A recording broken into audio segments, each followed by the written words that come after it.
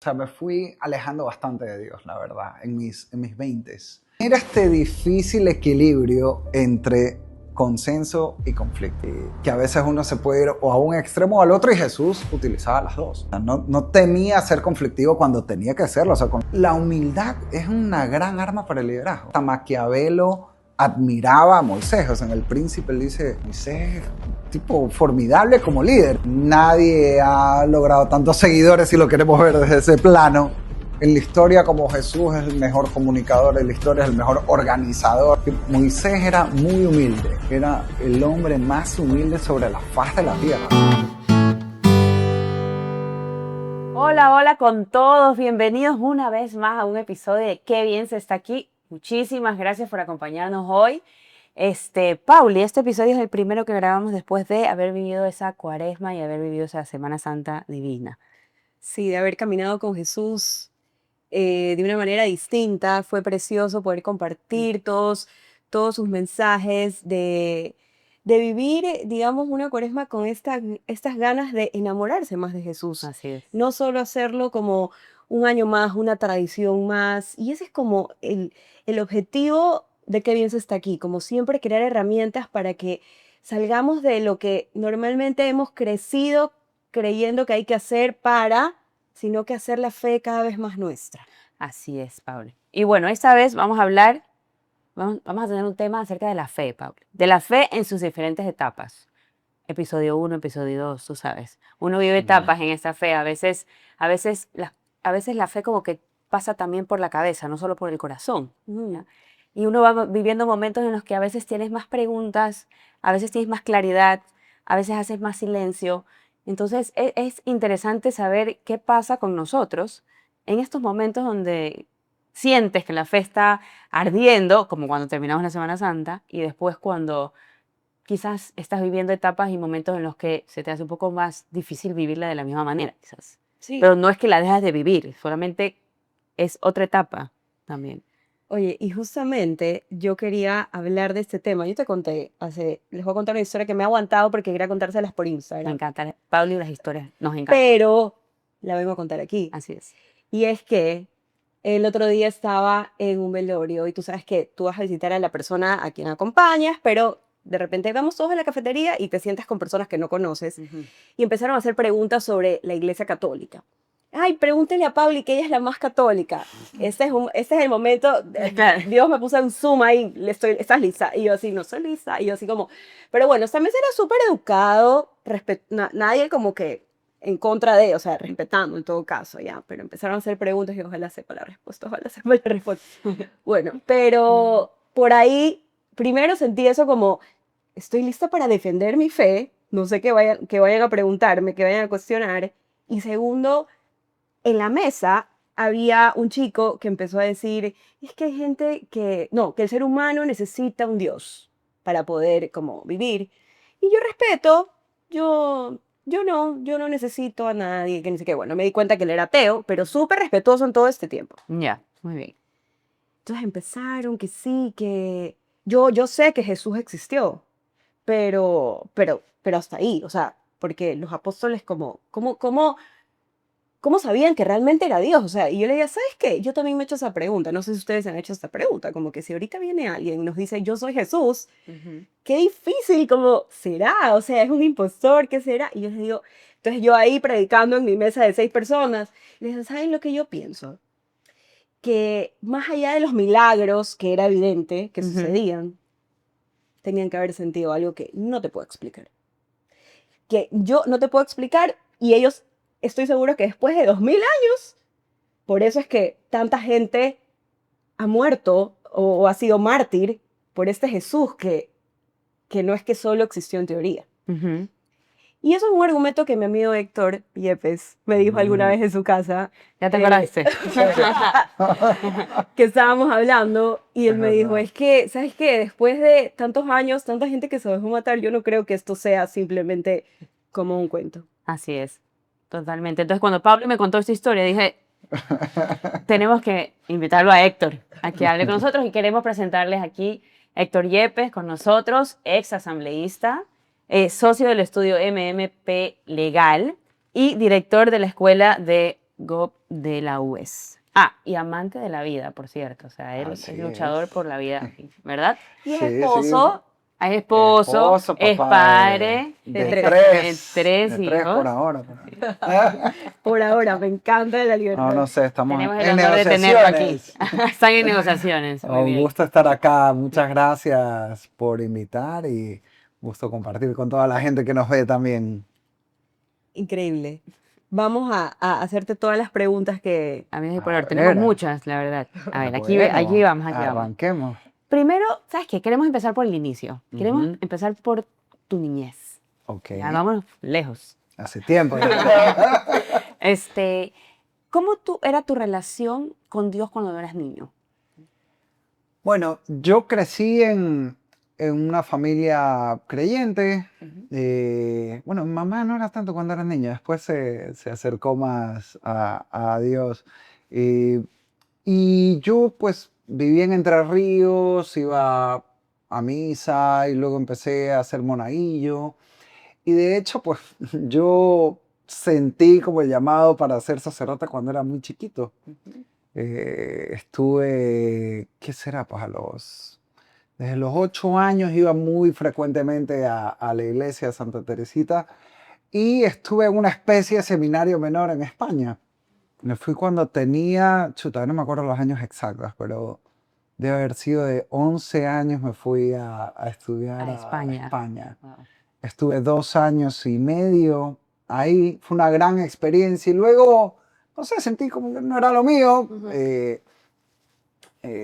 Tenía 14 años cuando me regresé, o sea, yo estuve el primer año de secundaria en el Javier, de ahí me fui Ya. y de ahí regresé en cuarto curso acá, que de hecho lo tuve que repetir porque yo allá, como tenemos calendarios distintos, yo allá había terminado ya cuarto. Ya, ok.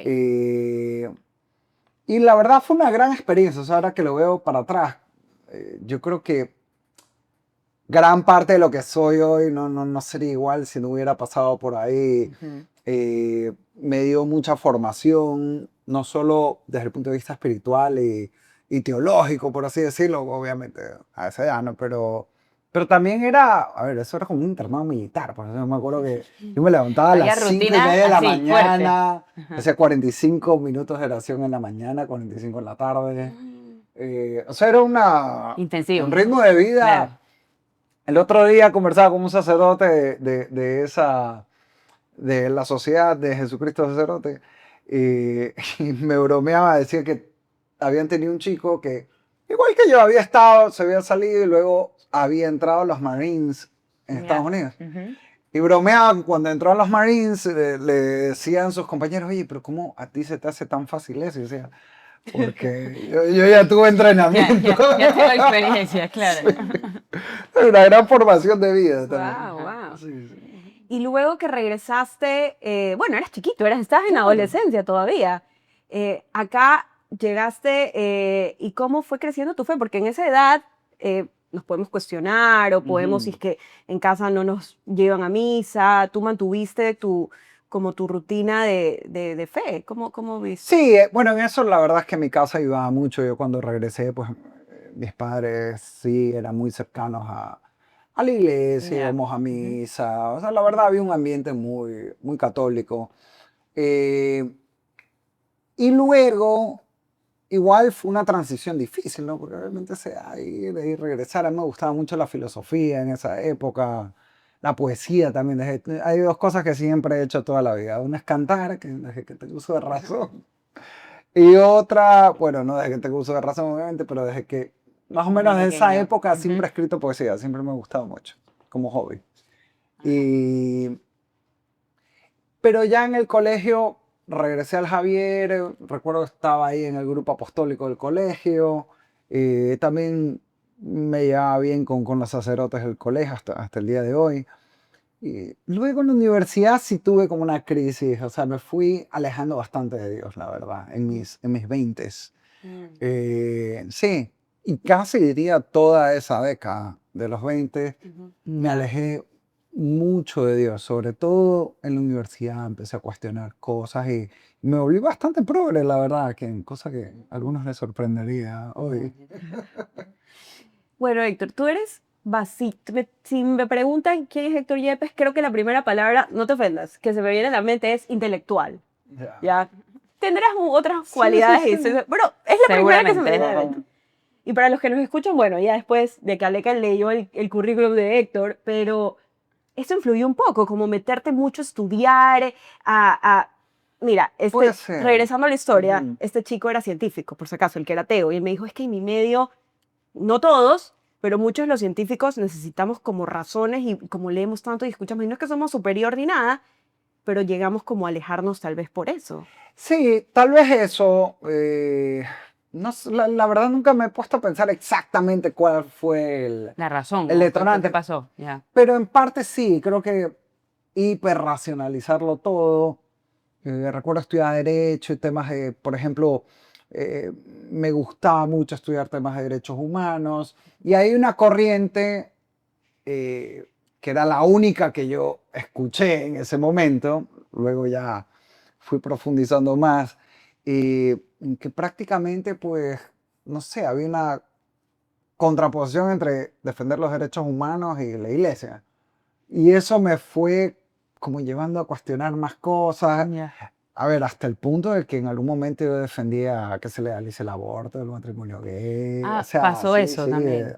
Ya. digamos, bastante radical. Y miren que en el currículum defiende la vida, por si acaso. Sí, bueno, es que ya llegaremos a eso. Bien. Es como volví a cambiar de opinión Ujú. sobre todos estos temas. Sí.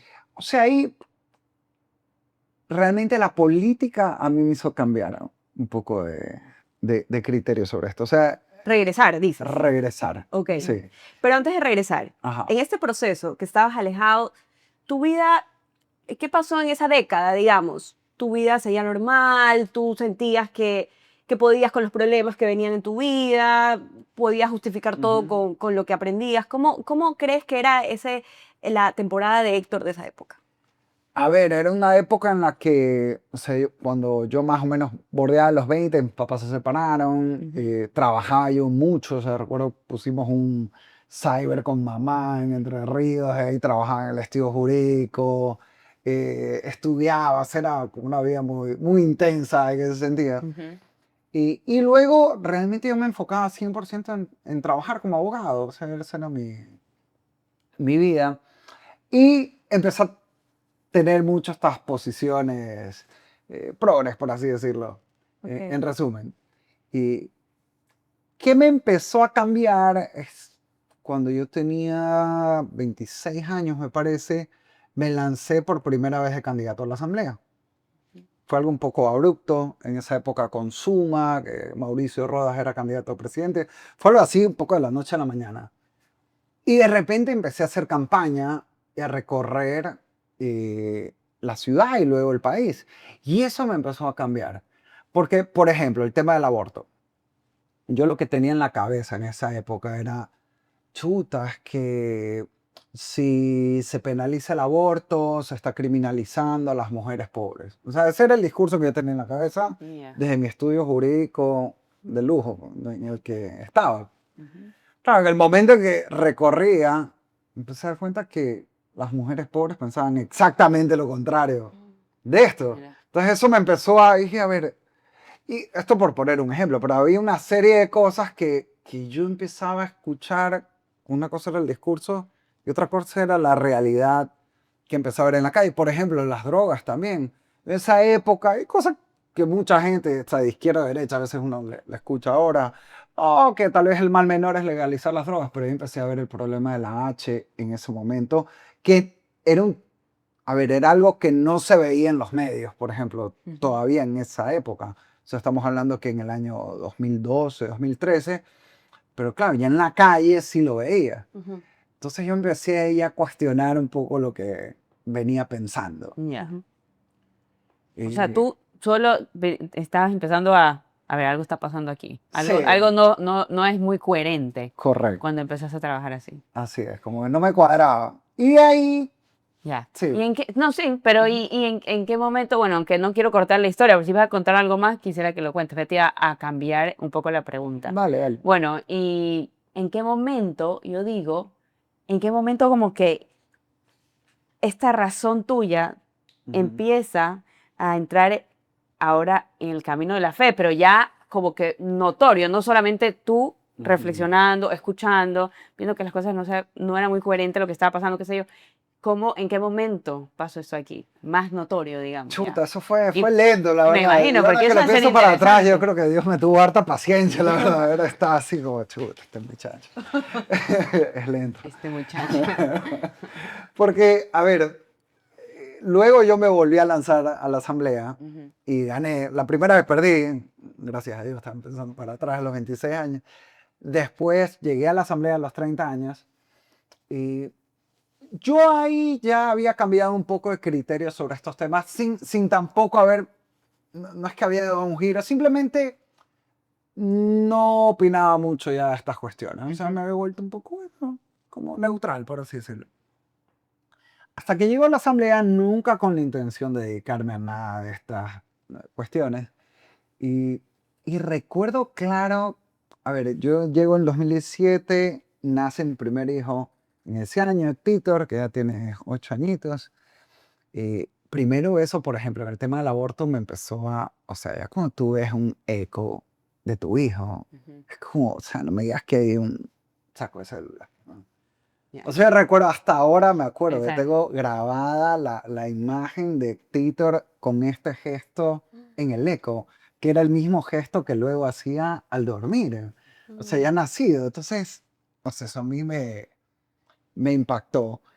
Y luego una sentencia de la Corte Constitucional en esa época, no me acuerdo si fue 2017, 2018, en el que ponían en tela de duda el derecho de los padres a educar a los hijos. Ya. Y para mí hasta ahora, hasta ese momento, todas estas vainas eran un poco teoría de la conspiración. Hasta que dije, a ver, voy a leer esta sentencia.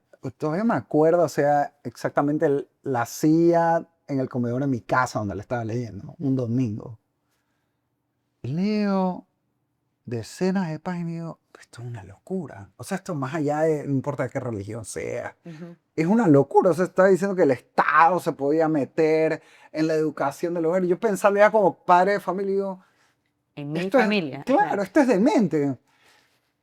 Entonces, ni corto ni perezoso, el martes siguiente fui a la asamblea y digo, voy a proponer una resolución oponiéndonos a esta sentencia de la Corte. No diciendo que se desacate, porque bueno, es una sentencia que está dictada, pero manifestando nuestra opinión. Se aprobó esa resolución, pero ahí por primera vez vi algo que no había visto antes, que es que vi que hubo mucha gente que se opuso dentro de la asamblea a eso. O sea, que estaba defendiendo lo de la Corte. Ya. Y ahí empecé a ver que el mismo grupo que defendía eso, defendía que se legalicen las drogas, defendía el aborto, Ya. defendía el matrimonio homosexual, defendía la adopción de parejas del mismo sexo, etc. Entonces yo ahí empecé a ver, "Ay, aquí hay una agenda". O sea, que a mí ya nadie me la contó, pues ya yo la vi con mis propios ojos en la Asamblea Nacional. Ujú. Y luego veía que había gente en el tema de drogas, que era un tema del que yo sí me había metido mucho porque veía el drama social que estaba pasando. A ver, ahora años después creo que todos lo vemos, pero en ese momento Claro, no no era tan tan evidente como evidente. es ahora. Ujú. Entonces yo combatía la tabla de drogas Ujú. y veía gente que la defendía y gente que había estado atrás que eran adictos a las drogas. O sea, que habían estado detrás de estas políticas, algunos, no digo todos. Ujú. Pero ya empecé yo a ver eso de cerca y dije, esto no me cuadra. Y ahí empecé poco a poco a meterme ya más activamente a defender la vida desde la concepción, defender los valores tradicionales de familia, hasta ahí sin nada, o sea, que Dios Ya. explícitamente Ya. para nada. Ujú. Y Más bien tú Como que te convencido hacía de sentido, esto. te hacía sí, sentido defender la ajá, vida, te hacía correcto. sentido, A mí es un tema de sentido común. Ya. ya. Ujú. Y luego, chuta, ya habrá sido por el año 2019, o sea, todavía pasó más o menos. Y yo empecé, a mí me empezaba a extrañar o a sorprender un poco la gente pro vida, para bien. ¿Por qué? Porque cuando está en política, normalmente todo el mundo está por un interés en algo. Normalmente. Entonces, normalmente, no, yo qué sé, pues hay un gremio que se mueve por algo porque tiene un interés. No digo que sea malo, pero Ujú. por un interés Ya. económico, está bien, uno defiende su sector.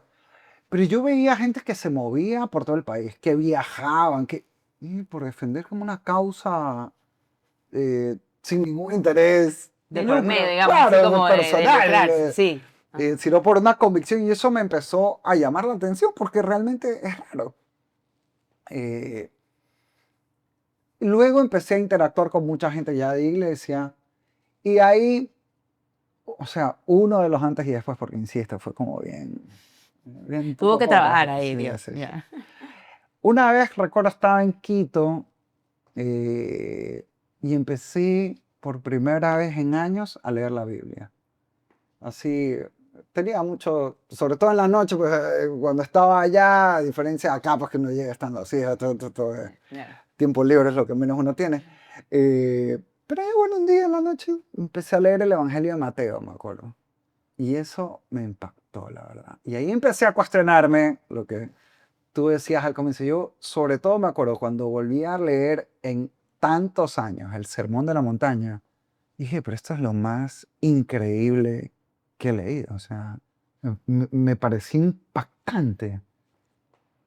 Y ahí, a ver, esto no es mentira, o sea, en el sentido de que nadie cuestiona que Jesús vivió, pues, ¿no? Y hay o sea, hay muchas evidencias de eso, ¿no? Y claro, él claramente dice que es Dios. Entonces tú dices, bueno, una de dos, o el tipo es un farsante, pero no te cuadra que alguien que predica el sermón de la montaña, que probablemente es el sermón más espectacular que nadie haya pronunciado nunca, y sea un farsante, o sea, porque no cuadra, pues. Ujú. Lo otro es que ha estado loco, pero tampoco cuadra, o sea, Con todos los hechos y con todo. claro. O lo otro es que un poco de gente se ha inventado esto, Ya. o sea, lo hayan como, bueno, era un hombre sabio que de repente los discípulos se volvieron locos y dijeron, no, era Dios. Pero nadie se deja matar, pues por eso. O sea, no tiene ningún sentido que tanta gente, o sea, porque, a ver, de los 12 apóstoles, a los 12 los martirizaron, Sí. a San Juan no lo lograron matar, pero los 12 sufrieron el martirio, o sea, eran los que estaban cerca. Luego, tanta gente que fue mártir también. Dices, esto no tiene ninguna explicación humana. Además, a ver, Nazaret era un pueblito que, o sea, ¿con qué día? No sé, una ciudad X, en una periferia, y de repente hay un grupo de 12 flacos que cambian totalmente la forma de pensar el imperio más poderoso de la historia de la humanidad, que era el imperio romano. O sea, es algo que, no sé, es esto. Solos no pueden. Exacto, no. Y había otras cosas también que me llamó la atención un poco antes, que me estaba olvidando. Y pues, sorry, ahí sí me No, extiendo sí. mucho. Algo que en el 2015, antes de la asamblea, que también empezó a... Yo en el 2015 me fui a estudiar un programa corto en Georgetown, un programa de liderazgo, y empecé a estudiar una serie de cosas que he seguido profundizando hasta ahora, que las estudié hace poco en Harvard, que también estuve en una maestría estudiando sobre temas de liderazgo. Sí, pero a ver, gran parte de lo que me enseñan aquí son cosas que yo aprendí de niño de doctrina cristiana. O sea, gran parte, a ver, el coaching, si lo ves, es el mismo proceso psicológico de la confesión, ¿no? O sea, incluso dicen lo más importante, más que de lo que te están diciendo, es el hecho de que tú verbalices Lo puedes cosas. Y hacer. chuti, ¿cómo estos manes sabían hace 2000 años eso? Eh, Temas de liderazgo, la teoría del liderazgo adaptativo, Ronald Heifetz, que es la que yo aprendí en Georgetown y luego en Harvard tuve la oportunidad de estudiar con él directamente, está en gran parte basada en las reglas del discernimiento de los jesuitas. Sí, sí, a ver, no sé, no me cuadra, o sea, cómo esto puede ser tan certero y a la vez supuestamente están locos. No tiene sentido. Entonces todo eso me fue... Enamorando, convenciendo, trayendo. Sí. Año tras año algo, una cosa Algo, nueva, algo más algo. te mandaba, te Sí, lanzaba, sí. sí. Eh, y de ahí, o sea, el año en el que realmente ya volví del todo fue en el 2020. Nació mi segunda hija, Catalina. Ujú, La pandemia, que también pues, fue un momento como tan... ujú. Y recuerdo, o sea, puntualmente también fue una lectura. Me puse a leer la autobiografía de San Ignacio de Loyola, El Peregrino, y me impactó muchísimo. O sea, fue así, ya como que Dios me dijo, ya. Ya, pues, ¿qué más Ya te tengo con- que mandar? Quieres que me aparezca. ¿Sí? Y ahí ya realmente me impactó tanto que ahí sí, no sé, ya empecé a ir a misa frecuentemente y ahí sí. Y puedes decir que tu fe es genuina, porque ¿sabes lo que pasa? Que a veces nosotros crecemos, o sea, vivimos en una ciudad, gracias a Dios, en un país súper católico, Sí, sí. súper. Pero como puede ser que heredamos esa fe y crecemos y crecemos y seguimos, porque sabemos qué es lo que está bien, digamos, si es que vivimos en un círculo que todo el mundo cree y tu familia cree, entonces es lo que hay que hacer. Y yo me siento también súper privilegiada de que para mi historia con Dios también siento que es como tiene un día, una fecha y Él me trajo así. Y Él nos trae, a ti te trajo intelectualmente, a mí me trajo de otra manera, con canción y la vela y todo, Él me trajo de otra manera, pero Él sabe cómo enamorarnos. Y cómo ese camino puede ser distinto para cada uno. Sí. ¿Cómo fue, digamos, ese desde el 2015? Ha sido un camino largo hasta el 2020, que ya en 5 años, pandemia, en pandemia que todos, yo tengo una amiga súper cercana que es atea también. Y yo siempre en momentos difíciles que le ha tocado vivir, ella me manda mensajes así como, oye, ¿puedes mandarme buenas energías? O sea, yo no sé si quiere que rece, pero no me lo quiere decir. Claro. Y yo sí le he dicho, como que tuve momentos difíciles, como que, ¿qué piensas? O sea, ¿en qué crees? O sea, ¿qué? ¿Qué haces? ¿Qué te sostiene? Y ella sí me ha dicho, o sea, realmente eso es lo que a mí como me llama la atención de creer en un Dios y así, porque creo que el ser humano tiene que en algún momento esta necesidad de saber que por sí solo no puede. Em, a este Teo, a este chico, este Teo, o sea, este chico, ya, no voy a decir el nombre, yo le dije, ¿y tú cómo haces en los momentos difíciles? Y dice, me relajo y no pienso en nada. Y yo le digo, es que creo que todavía no has llegado a los momentos difíciles. Qué mala. Ya volverá, ojalá nos esté sintonizando en el 2035. Bueno, Héctor, y este camino que regresaste, yo te veo en misa diaria, nos encontramos en por aquí, por allá. ¿Cómo fue de 0 a 100? ¿Cómo empezaste a decir, bueno, sí me hace bien la misa diaria porque escucho el Evangelio? ¿O cómo ha sido ese camino para hoy tener una fe súper activa? Lento también. Y, bueno, primero, como Dios lo va llevando a uno, o sea, y en mi caso, o sea, creo que... Eso me llama la atención, como con tu esposa, Ujú, porque esto fue, o sea, siendo un camino, pero después dices, ya me convencí, digamos, ujú. cuando nació mi segunda hija. Entonces, Sí. ¿cómo fue ese cambio dentro de casa también? Porque, a ver, ahora vamos a, ¿cómo fue eso? ¿Me explicas? Mi esposa en eso siempre ha sido muy respetuosa, o sea, nunca hemos tenido un problema, digamos, por este Ujú. tema. Cosa que, para empezar, yo creo que es muy importante para tratar, yo como he estado en las dos orillas, para tratar con gente que, bueno, no cree, o sea, la fe siempre tiene que ser libre, pues no sé, nadie, de nada sirve que alguien vaya con una pistola en la cabeza, pues, o sea, por eso la libertad es tan importante Ujú. para la fe, porque si no es libre, no hay amor de verdad y no hay fe de verdad. Y a mí me ayudó mucho acercarme al Opus Dei en particular. Ok. Y no, esto es cada uno el camino que a uno le va sirviendo, tal vez porque yo tenía en cambio de niño como una estructura tan, y mi forma de ser también es como muy programada. A mí me Estructurada. ayuda mucho que el Opus Dei, al igual que otros espacios en la iglesia, te da una estructura. O sea, a mí me ayudó muchísimo que, recuerdo, leí la autobiografía de San Ignacio y digo, ¿y ahora qué hago? O sea, ¿Por dónde voy? ¿A dónde claro, ¿por voy? dónde Claro. voy? Y él me ayudó que, a ver, poco a poco, Ujú. también eso de hecho, de nuevo, la sabiduría cristiana, si uno lee ahora Hábitos Atómicos de James Clear, es exactamente lo que él sugiere, ¿no? Se empieza a cambiar de a poquito y crea sistemas para cambiar tu vida. Yo empecé, lo primerito que hice fue empezar a rezar el rosario todos los días. Mm. Era, y de hecho, desde el 2020, creo que no debe haber habido 5 días en total que no haya rezado el rosario, ¿no? Todos los días llueva, truene, relampaguee. A ver. O lo hago de una manera, lo voy rezando en el carro. O sea, Claro, digamos, claro. lo bueno es enemigo de lo perfecto, ¿no? Entonces, lo importante es que lo termino rezando y así poco a poco he ido teniendo como una estructura, he ido aumentando, trato de ir a misa siempre y creo que es importante porque al final del día, si todo esto queda a la buena voluntad de uno un día, no cambias de verdad, ¿no? Es como, no sé, es como hacer ejercicio, es como Querer bajar de querer peso. bajar. El día que te Así, des ganas de dulce, me como pues hay una tortita. Me exactamente, cuentas cómo te va, claro. exactamente.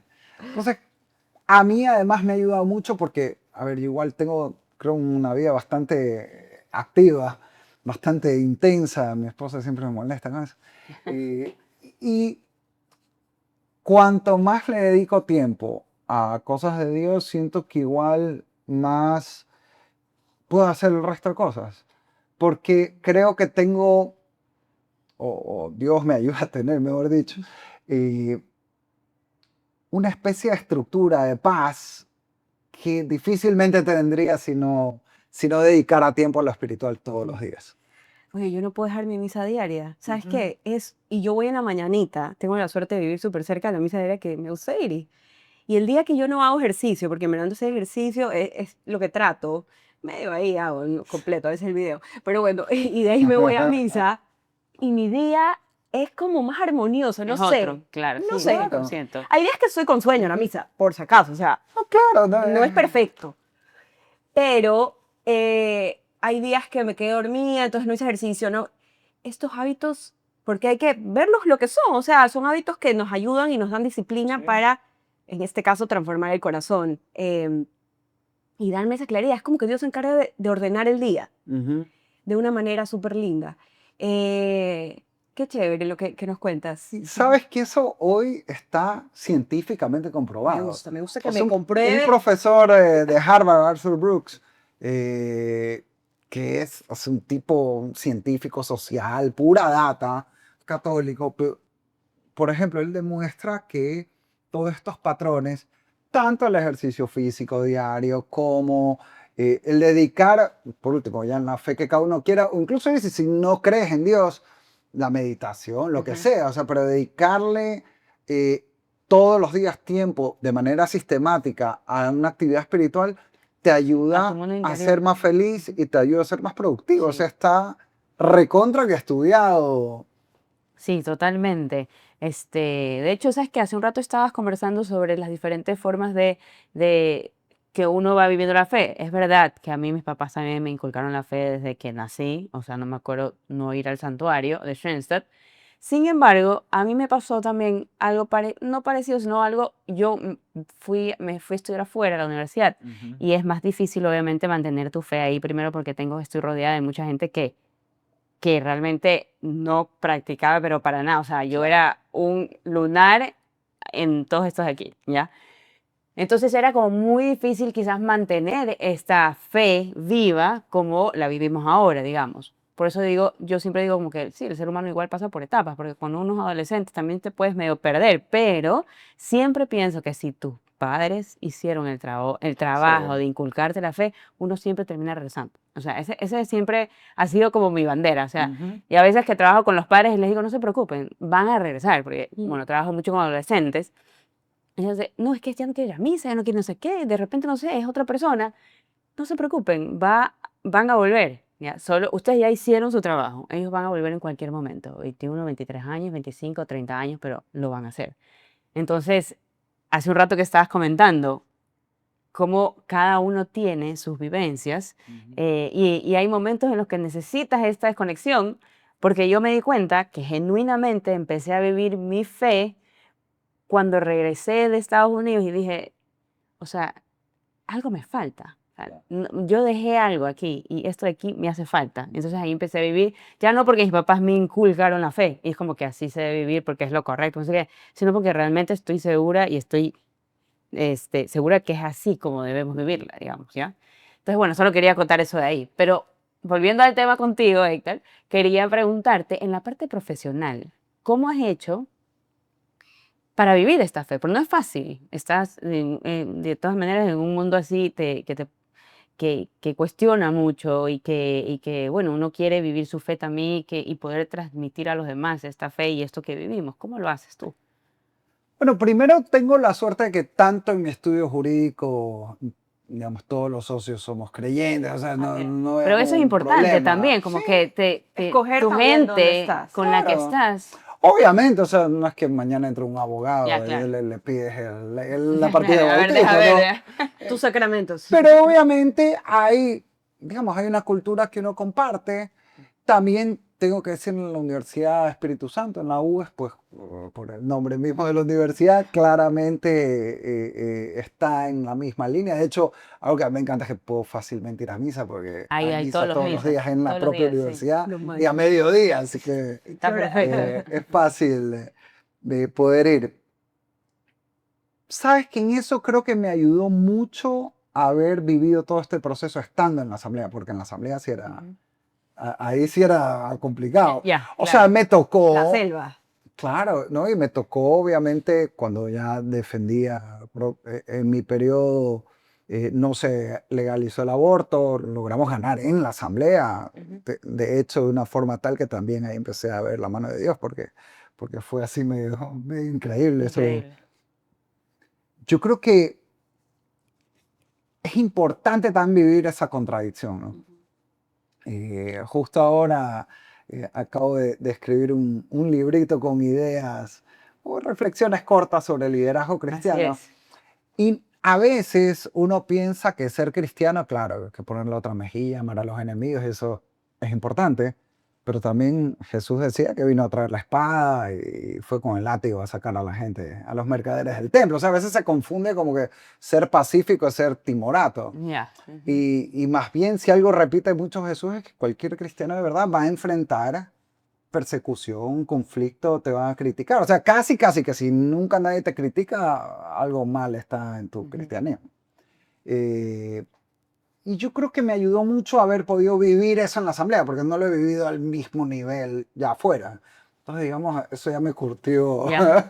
Prefieres curtido, claro, Te mejor das eso. cuenta de que puede ser hasta radical. A mí me gusta la palabra radical, pero realmente viene de raíz. Y creo que es defender Ujú. las raíces sin ser grosero, sin ser agresivo y sin atacar a las personas. O sea, yo converso con gente, incluso que estuvimos en la asamblea defendiendo posturas distintas. Oye, nos tomamos un café, nos tomamos una cerveza y está bien y sabemos que no pensamos igual. Pero creo que eso es importante, o sea, saber separar que no estoy de acuerdo y no porque me caes bien te voy a decir algo que yo no creo, pero tampoco porque discrepamos, no sé, pues voy a decir que eres la peor persona del mundo. Ujú. Eh, y creo que eso también ayuda a evangelizar, sin querer hacerlo, no es algo que uno debe hacer así Claro, muy como, o sea, sí, es forzadamente, eso, ¿no? forzado, sino Como con tu imponer. actuar y con Imponer, tus ajá. formas Exacto. evangelizas también, Claro, obviamente. y uno debe tratar con sus limitaciones, pues que todos tenemos, vivir con esos principios, no creo que ser firme, pero a la vez siempre tratar de ser amable y respetuoso con la gente. Yo creo que esa es una oportunidad para que las personas que no creen en Dios se lleven un poquito de Dios, porque Sí. si tú actúas, bueno, hay maneras y maneras. Mi personalidad tampoco me da como para ponerme a mí de chiquita, cuando yo recién conocí a Jesús, yo me ponía bravísima. Cuando, no sé, me encontraba en aviones por trabajo, yo viajaba y de repente me veían rezando y me hacían comentarios feos, yo me ponía a llorar porque era como, ¿por qué hablan así de Dios? Y de ley esta gente hasta se alejaba más después de verme a mí loca, pues no. Pero ya, pues la fe va madurando y regresando a mi historia de la mesa del velorio, Mm, como que yo sentí una paz ya, porque al principio yo decía como, "Ih, me toca aquí, me ponen a recitar el catecismo, yo no me sé, Dios mío, pero simplemente era como que quería que ellos se lleven un pedacito de lo que Jesús ha hecho en mi vida. No tanto en la parte teórica, no parte, yo me hacían preguntas de la iglesia y las pude responder bien, amiga, las pude responder. Pero como trataba de decirles, miren, es importante, yo creo que Jesús lo hizo por tal cosa, y acuérdense que así ya, y todos eran como, y me hacían más preguntas, y yo, ya paren, no mentira, pero es como, sí creo que es una oportunidad, estemos donde estemos, de que la gente se lleve ese Dios bueno, de ese Ujú, Dios bueno y ese Dios sí. firme y ese Dios justo. Me encanta Sí, sí. que nos recordemos de eso también, de que Jesús, em, claro, a veces en la Biblia hay cosas que tú las puedes interpretar como da la otra mejilla, que no es tan literal, o viene y bota a todos del templo y se pone a pelear con los fariseos. Entonces tú dices como, él tenía un carácter también, entonces como que Claro. hay que ser firme.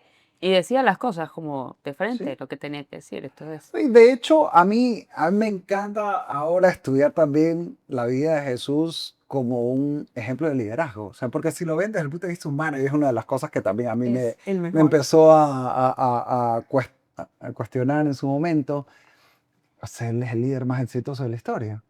O sea, nadie ha logrado tantos seguidores si lo queremos ver desde ese plano.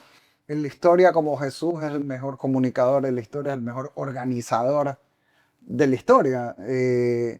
Y hay cosas que él hacía que son como muy, o sea, de las que uno puede aprender. O sea, por ejemplo, cómo armaba equipos. O sea, él manda a los 12, a los 72 a predicar cuando todavía estaban verdes. O sea, pero igual los manda. O sea, por ejemplo, una lección. A veces uno quiere que todo sea y que todos perfecto. estén preparados. Y Claro. eso no es, o sea, de hecho, Jesús va mostrando lo contrario. O sea, más bien lanzar a la gente a la cancha y tener este difícil equilibrio entre consenso y conflicto. Que a veces uno se puede ir o a un extremo o al otro y Jesús utilizaba las dos. O sea, no temía ser conflictivo cuando tenía que serlo. O sea, con los fariseos, el martes santo sobre todo, el famoso discurso de los ayes, de o sea, a los fariseos les dice, pues, que van a hacer hasta que se van a morir. Pues es un discurso súper fuerte. Le dice raza de víboras, sepulcros blanqueados. O sea, no son palabras así light. Y hay que saber también hacer eso, ¿no? O el ejemplo, a mí me gusta como resumen de esto el caso de la mujer adúltera, ¿no? O sea, la van a apedrear. Jesús primero que se toma su tiempo, escribe en la arena. Parece también una buena lección, ¿no? Hay que, cuando va a juzgar una situación, no hay que dejarse presionar. Después, bueno, quien esté libre de pecado, lance la primera piedra. Todos se piensan en ella, desde el más viejo, dice. Los viejos han de haber hecho, empezado a hacer la cuenta de todo lo que había hecho.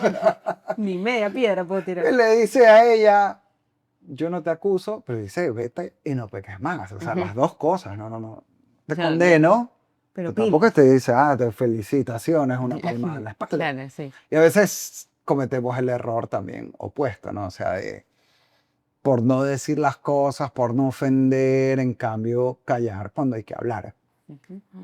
Y estabas hablando sobre liderazgo, ese es el libro que Ujú. tú tienes. Cuéntanos un poquito de ese libro, porque nos lo mandaste, obviamente, para que lo veamos. Sí. Sé que lo publicaste hoy, Hoy ¿verdad? en ¿En dónde? Amazon. En En Amazon. Amazon Tiene un nombre directamente. precioso. ¿Cuál es el nombre del libro? Se llama Liderar de rodillas. Liderar. Y son 120 frases cortas que las he dividido en varios capítulos sobre aspectos del liderazgo. Ujú. Uno sobre qué es liderar. Digo, liderar un líder es un soñador práctico. Un líder es alguien que acorta la distancia entre las realidades y los sueños, que dice, queremos estar acá, pero ahorita estamos aquí. Entonces, ¿cómo movemos a la gente Allá. para ir hacia allá?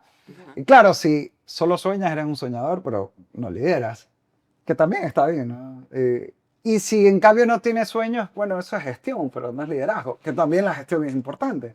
El liderazgo es esta mezcla entre las dos cosas, ¿no? De ver este ideal y realmente ser muy práctico Ujú. a la vez. ¿Y qué es lo que hacía Jesús? Entonces, en el libro hay una serie de reflexiones cortitas, en su gran mayoría inspiradas en la vida de Jesús. Jesús. Ujú.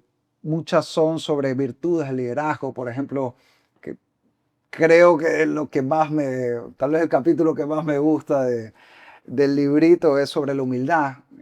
Cada vez más me he puesto a pensar en una virtud como muy cristiana. Yo doy clases de liderazgo y de teoría política, y si uno ve en la cultura griega, romana, Lo que menos hay. claro, no, O en humildad, o claro. sea, es algo muy judeo-cristiano. Ujú. Si uno lee el Antiguo Testamento también, que de hecho eso es algo que también los cristianos deberíamos hacer más, leer el Antiguo Testamento porque hay mucha riqueza ahí. Hay una frase que a mí me llamó la atención sobre Moisés. Que Moisés era un líder espectacular. O sea, hasta Maquiavelo admiraba a Moisés. O sea, en El Príncipe él dice, Moisés, tipo formidable como líder. Y hay un pasaje que dice que Moisés era muy humilde. Era el hombre más humilde sobre la faz de la tierra. Así textualmente lo dice. Y claro, la humildad es una gran arma para el liderazgo. Porque si tú eres humilde, aprendes a escuchar más a los demás que a ti, cosa que es súper valiosa para liderar, porque a veces uno de los problemas del liderazgo es que, claro, tú crees que tienes todas estas grandes ideas que a nadie No. le importan. Ujú. Sí, o que no responden a la necesidad. Y Dios te ayuda a ser muy disciplinado, porque entiendes, o sea, los líderes que tienen éxito son líderes que se enfocan en su misión y su misión que esté alineada con lo que la gente necesita. Pero ponen la misión por encima del ego de uno, que, no sé, Jesús, no, no hacer la voluntad de mi Padre hasta la cruz.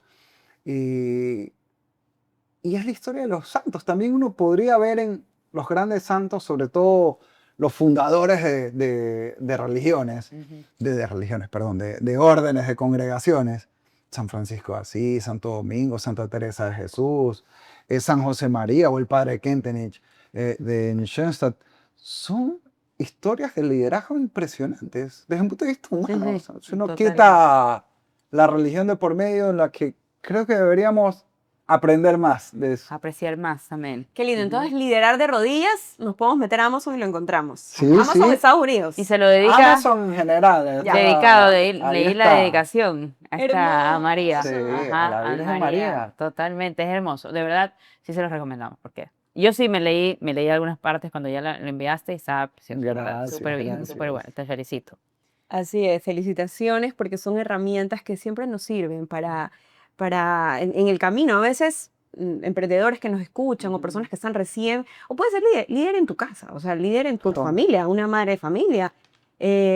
Así que muchísimas gracias por crear ese hermoso recurso, Gracias. liderar de rodillas. Sí. ¿Sabes? A propósito de eso, de que uno puede ser líder en cualquier espacio, Ujú. algo importante también es distinguir liderazgo de autoridad. O sea, si vemos la vida de Jesús también. Jesús no tenía, por ejemplo, un humano, no tenía ninguna autoridad formal. De hecho, eso era lo que le molestaba a los doctores de la ley, a los fariseos. ¿Quién como, es él? ¿Quién claro, es él? ¿Quién es? ¿Quién te crees? Sí, un poco pasó? mal. Chiquito. Sí, total.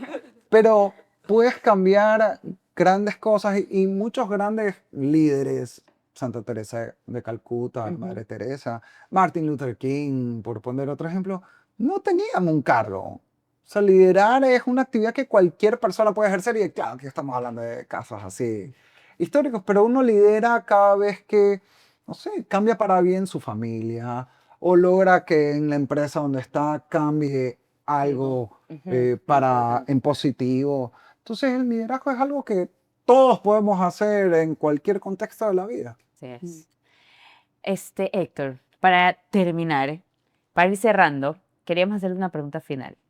Y es, quisiéramos saber que si alguien te preguntara hoy si vale la pena creer, o sea, si vale la pena, sí, creer, ¿qué dirías tú? Si es que vale la pena.